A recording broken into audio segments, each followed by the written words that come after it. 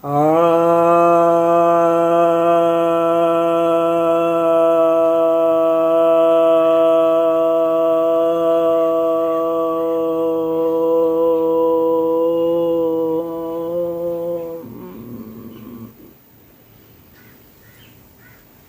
भक्तजनों को सप्रेम नमन। भक्तों, एक जिज्ञासा आई है सलमा मलिक की तरफ से। इनका कहना है मोक्ष के बाद गुरुजी संजीव मलिक की एक वीडियो देखा।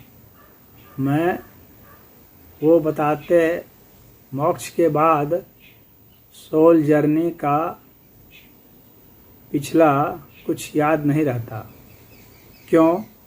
जबकि आप बताते हैं वैसा ही रहता। Can you guide me?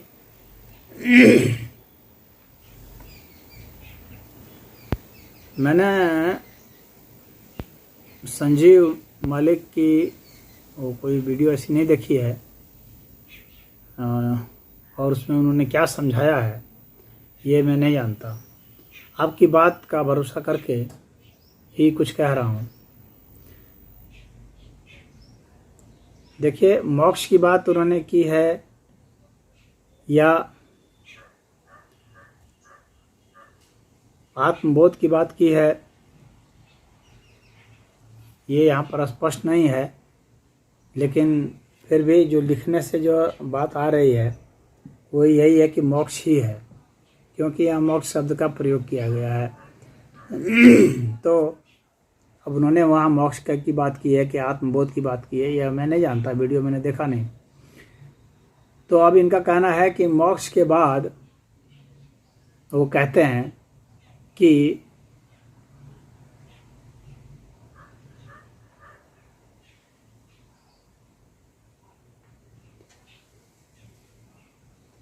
कुछ याद नहीं रहता है पीछे का।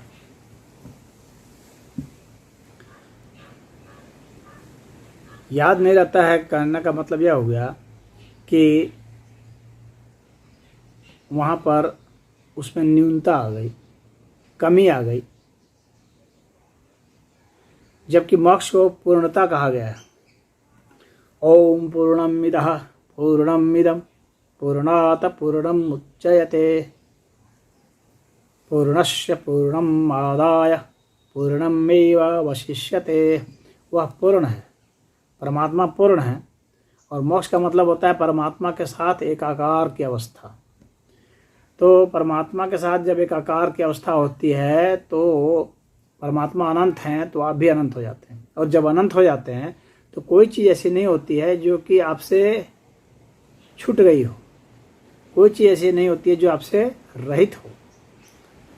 तो ऐसा नहीं हो सकता है कि मोक्ष की अवस्था के बाद व्यक्ति में अधूरापन रहे, कि उसमें स्मृति ही न रहे।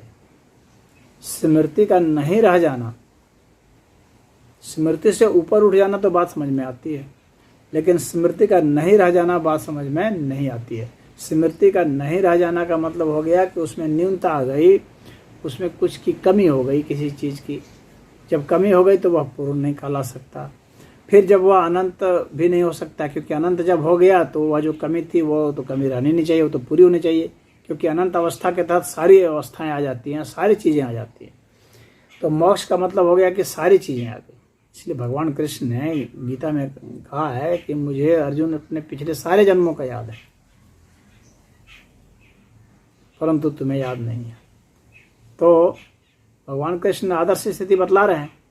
वो ये नहीं कह रहे हैं कि मैं सब भूल गया पहले का, वो तो कह रहे हैं कि मुझे पिछले सारे जन्मों का याद है।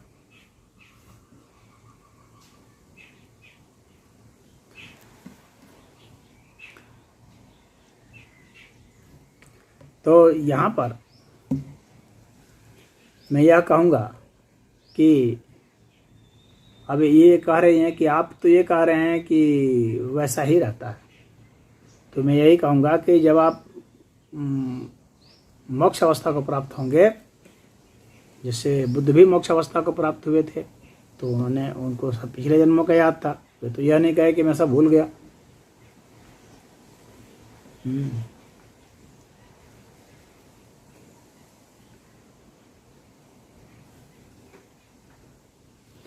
तो जो दृष्टांत मैंने दिए हैं, उदाहरण दिए हैं, और शास्त्र का मैंने उदाहरण आपको दिया है,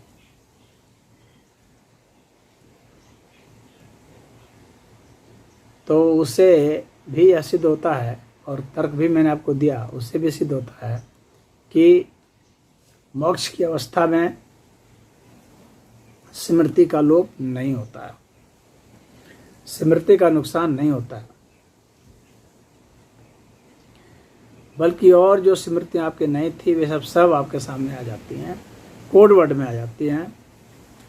आप चाहें तो उसे फाइंड आउट कर सकते हैं, खोज सकते हैं, उसको डिकोड कर सकते हैं ताकि वह आपकी भाषा में प्रकट हो जाए, और चाहें तो ऐसे ही पड़ा रहने दे सकते हैं, लेकिन उपलब्ध आपके लिए सब है।